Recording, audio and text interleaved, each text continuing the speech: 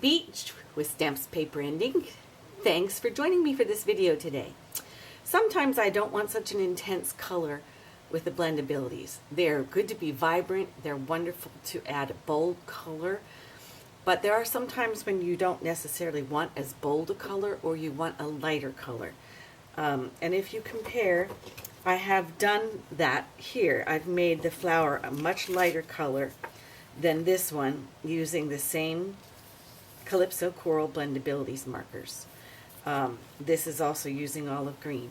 But as you see, I have a much lighter look and a lot more highlights versus shading. And so I want to show you today how I do that. And it's as simple as this. I take an acrylic block. I begin with my color, usually the lightest one.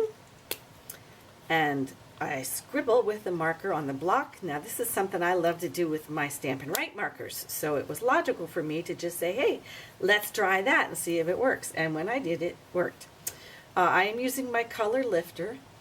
However, I want to caution you that you may want to just get a second color lifter for using this. It hasn't ruined mine yet. I can use it just fine. But I just think it might be better to have one that you only do this with, because you will be using up that color. So as you can see, I'm using the lightest color marker, and all I have done is just laid down a light area, and that color gets diluted because of being used on the marker. Now I'm going to go ahead and do, being used on the acrylic block. Now I'm going to go ahead and add the dark color and the light color. And I'm going to mix them together till I get the look I want for that petal. So again, I'm still adding the darkest color here at the bottom. Oops.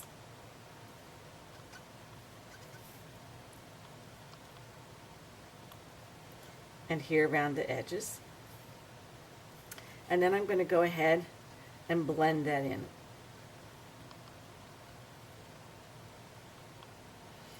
So you can see that I get it's sort of a sketchy look right now, but when it dries, it's really, I think I love the way it looks.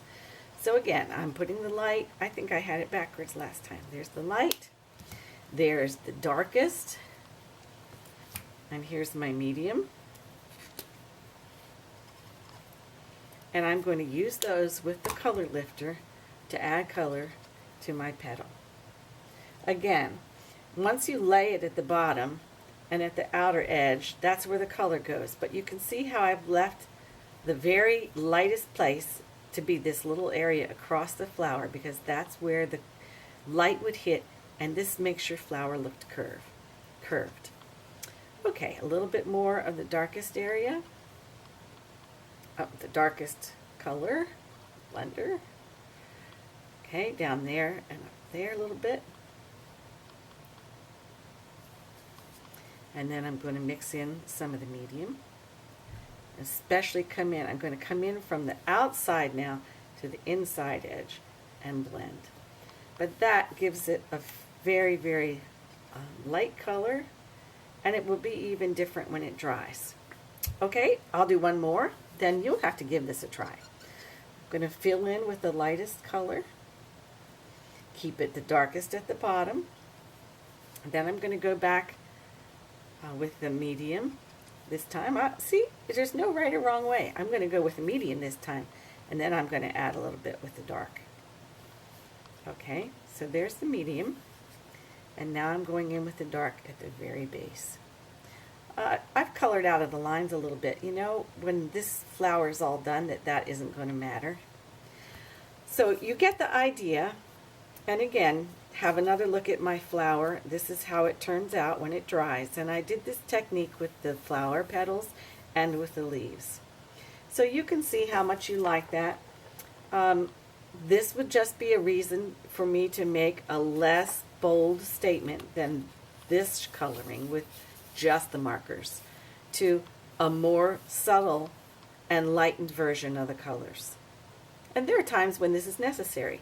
You can also find that you might want to, within one project, do a darker variation for a flower and a lighter variation.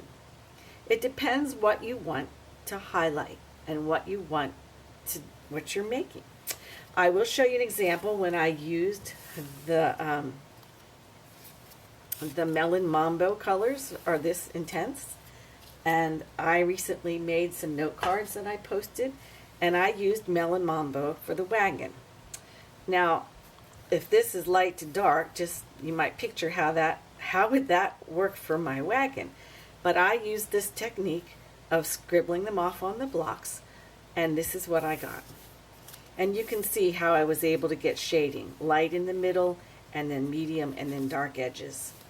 And it was all by using that acrylic block to scribble some of my color onto, so I could control how much color I was getting onto my project. And then I also used the Night of Navy markers to color one of the other items in this note card set, and these are the intensity of those colors. And I was doing a mailbox, and I wanted to add details on the mailbox, so I didn't want it all this color. I knew I was going to be using some darker colors, so I again used this method to less intensify or have lighter shades of the colors. And here's my mailbox. I was able to put the dark colors around the edges and at the bottom, but in the center I was able to get a lighted area. And that was not using the color lifter. That was just by using a smaller amount and coloring in with my color lifter. So I hope you'll give this a try. Let me know how it works for you. I thank you for visiting. You can find all the supplies for these cards at my blog, stampspaperning.typepad.com. Go and make something beautiful.